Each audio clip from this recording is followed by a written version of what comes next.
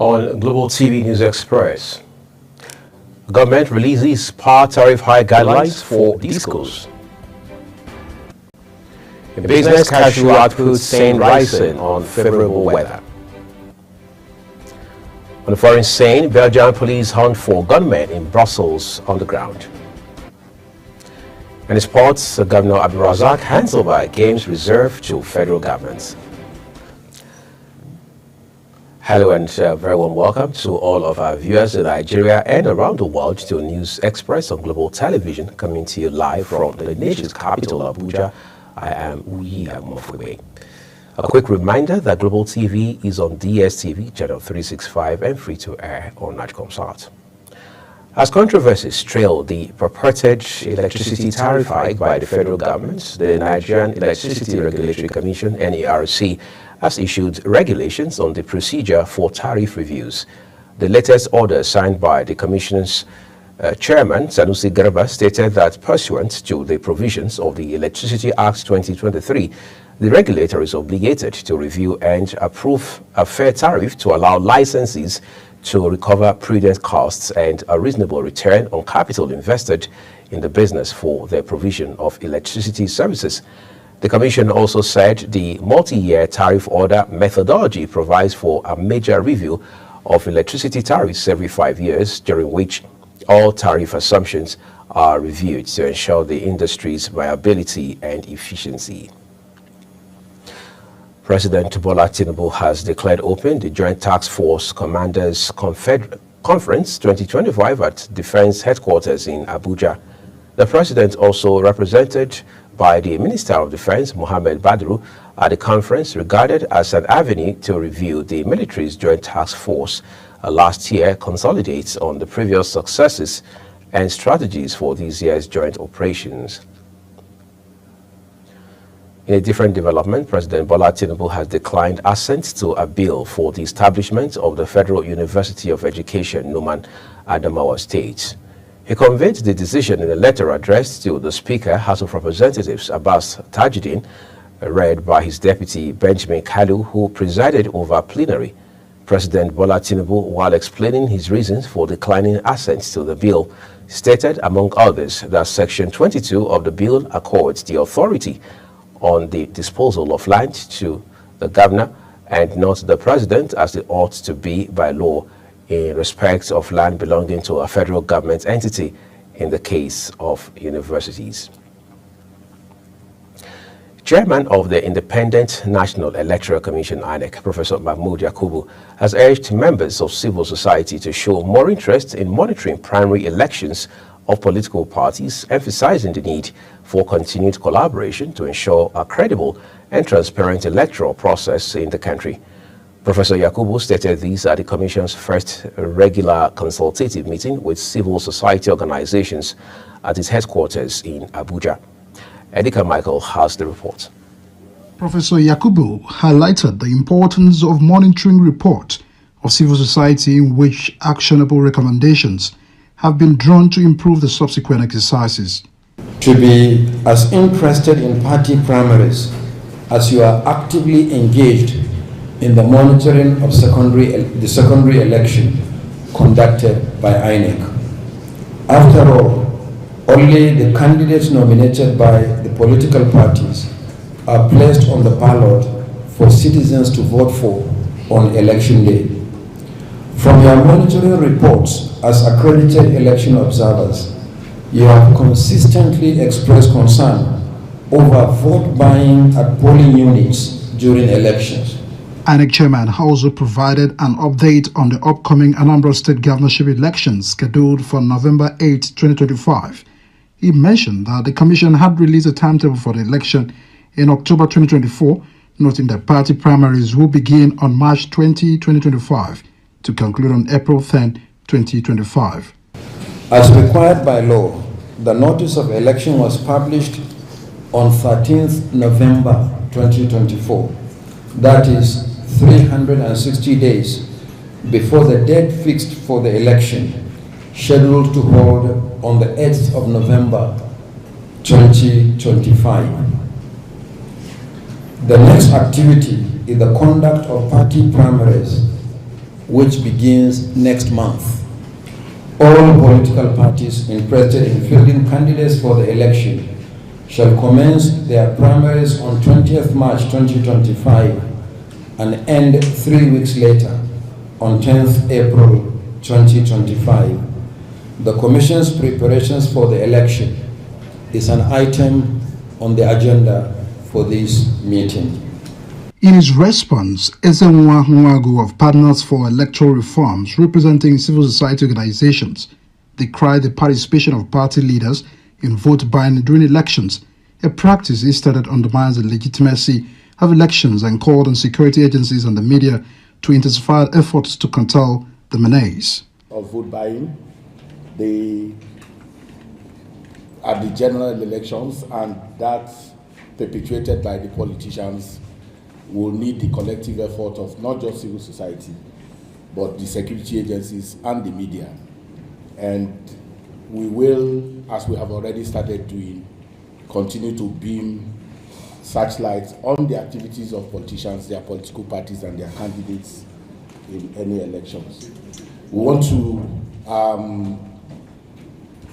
implore INEC to, if possible, ensure that the level of preparedness that was put into organizing the Ondo election, that will up the ante for Anambra.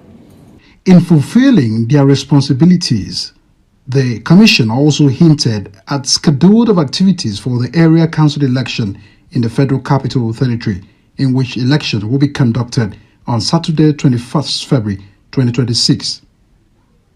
Edikan Michael, reporting for Global TV News.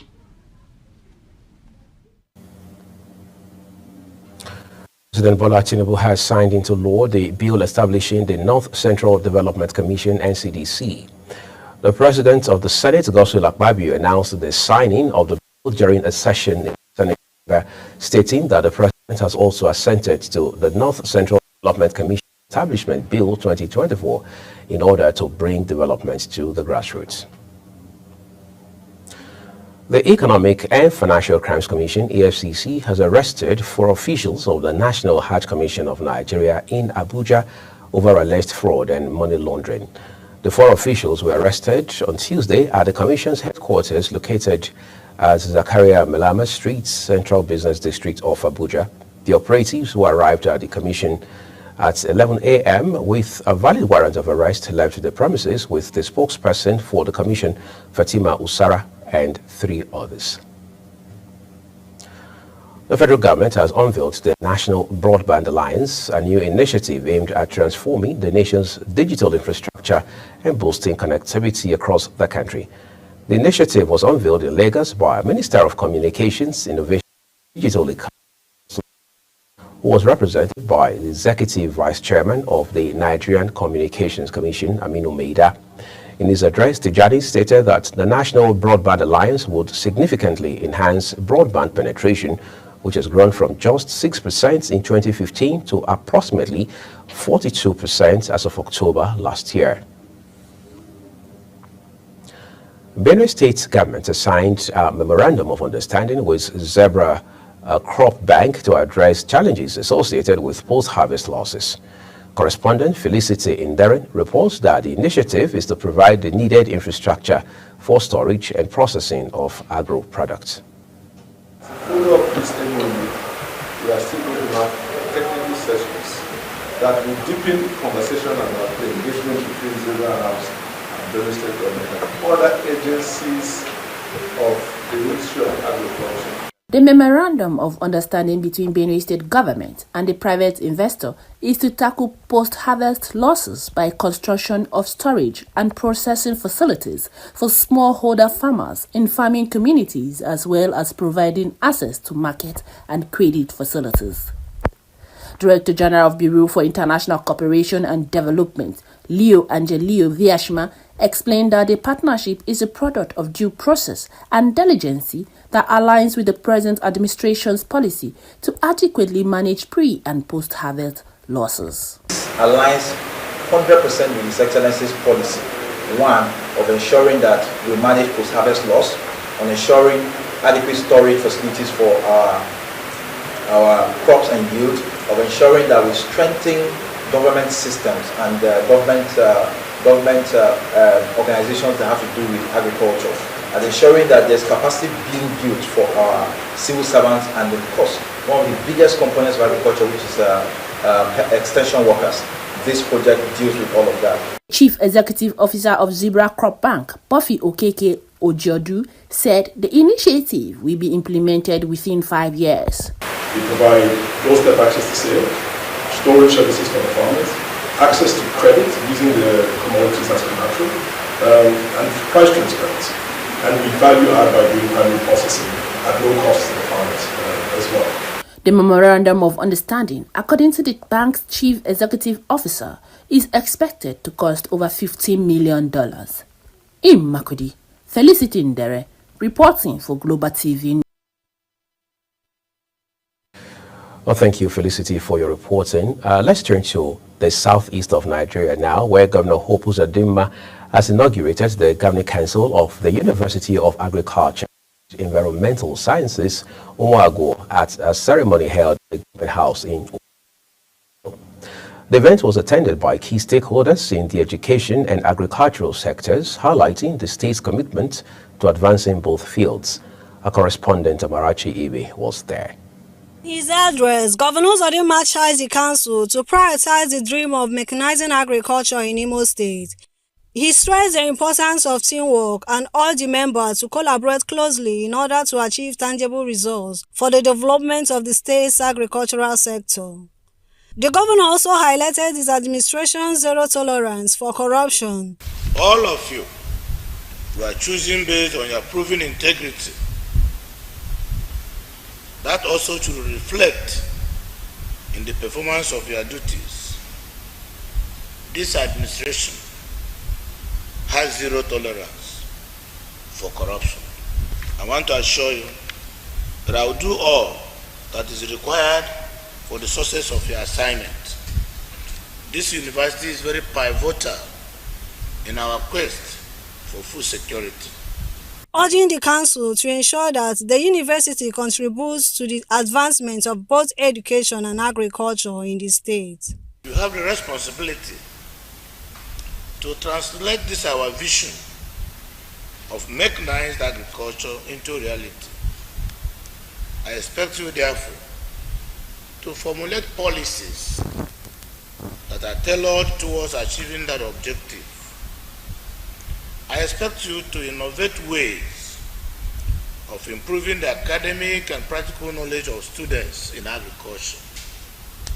Speaking on behalf of the other council members, Chairman of the council, Professor Nelson Aleno, assured the governor that they would work with dedication and commitment to achieve the goals set for them. On behalf of these excellent men and women that are put together with me, this council, we want to give you our confidence.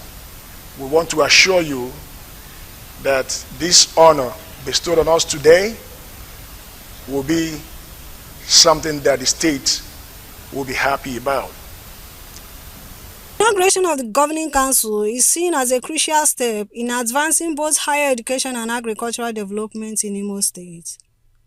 In Owerri, Amarachi Ibe, reporting for Global TV News.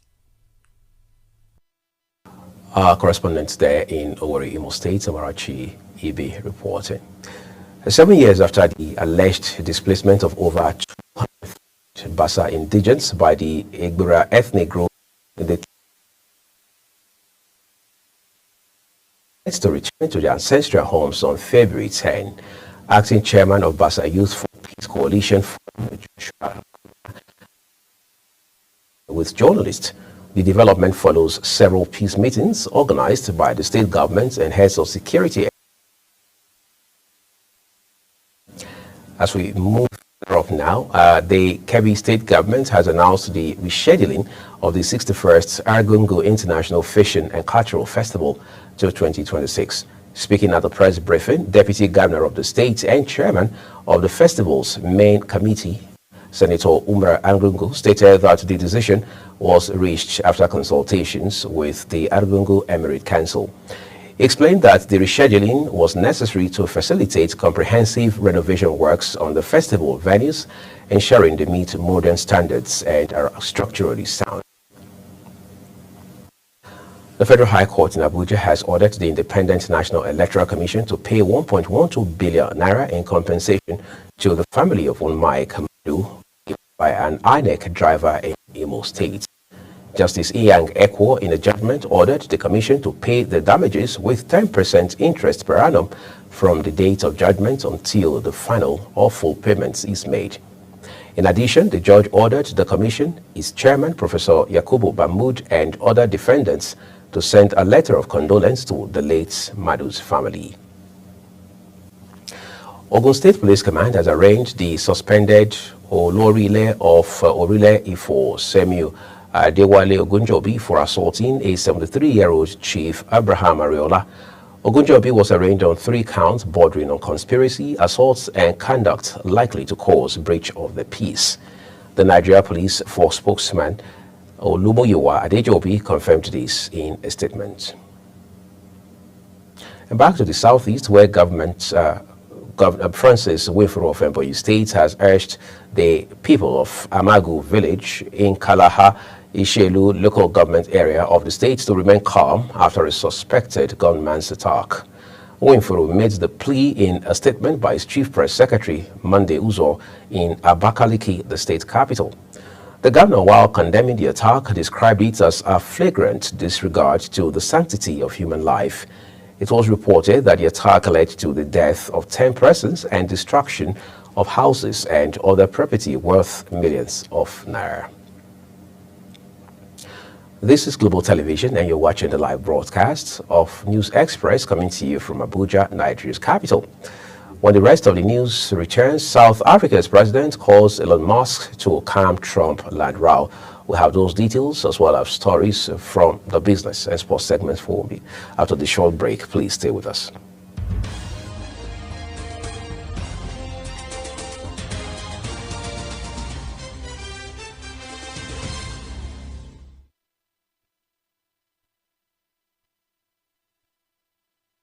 Thank you for staying with us on News Express. Now, the rest of the news broadcast returns with business.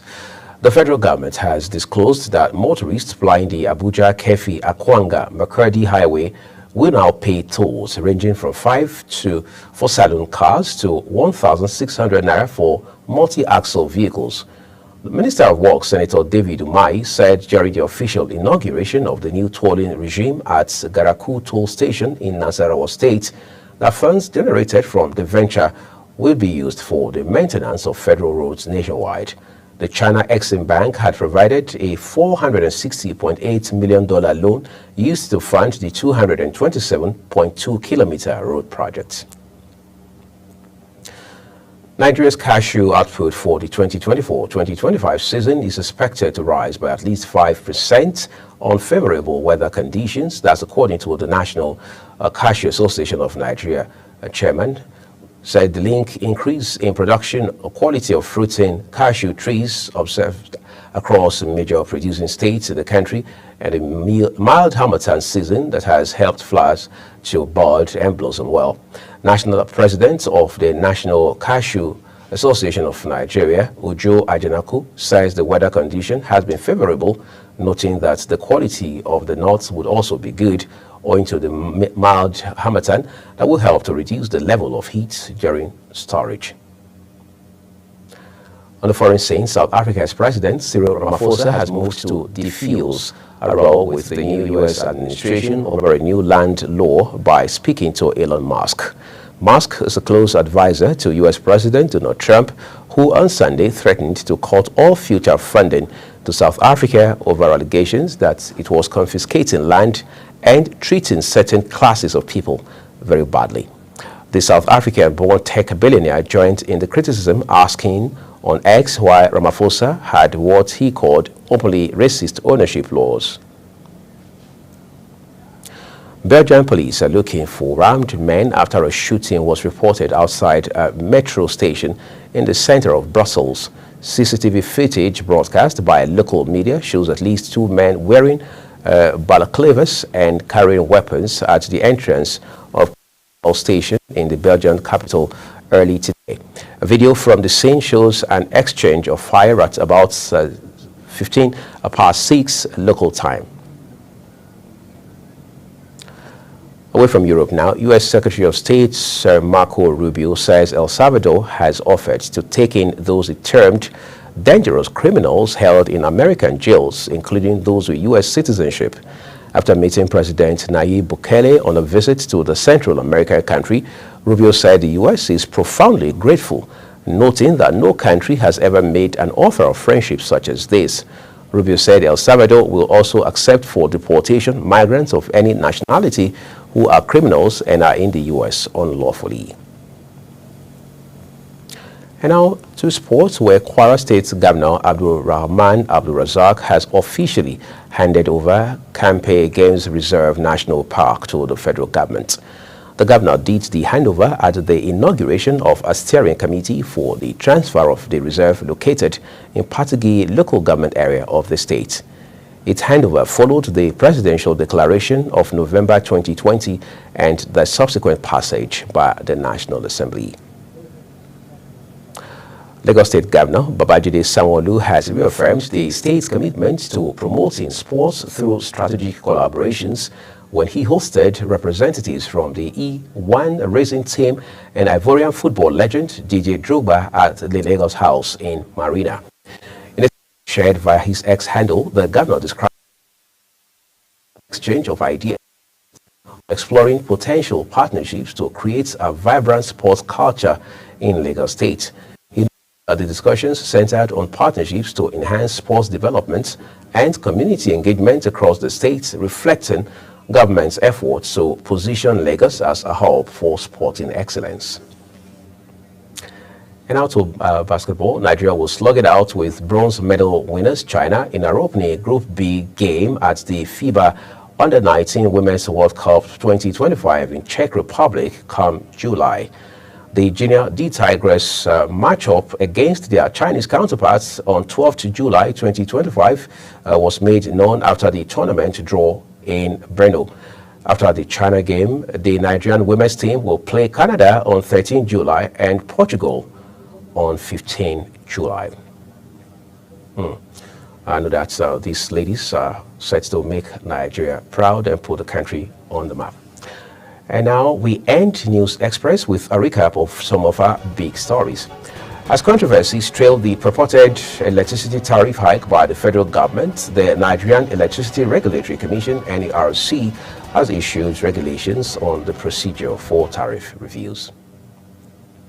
In business, the federal government has disclosed that motorists plying the Abuja-Kefi-Akwanga Makurdi Highway will now pay tolls ranging from 500 naira for salon cars to 1,600 naira for multi-axle vehicles.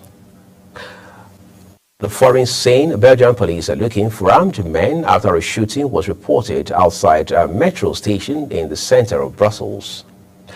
And finally, in sport, I told you, Kwara State Governor Abdulrahman Abdul Razak has officially handed over Campe Games Reserve National Park to the federal government. And that's a wrap on News Express here on Global Television. Let's remind you that we are on DSTV, channel 365, Star Times 276, and free to air on Nigecomsat. As always, we urge all of our viewers to find us across social media platforms and engage with us using @GlobalTVNG, as well as other handles now showing on your screen. I'm Uyag Mofwegwe saying we appreciate your time with us. We'll see you again.